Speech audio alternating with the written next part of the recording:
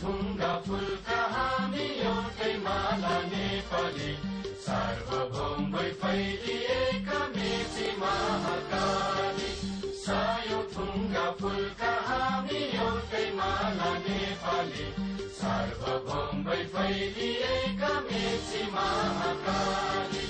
प्रकृतिका कोटि कोटि सम्पदाको आचला वीरहरूका रगतले स्वतन्त्र आचला ज्ञान भूमि शान्ति भूमि तराई पहाड हिमाल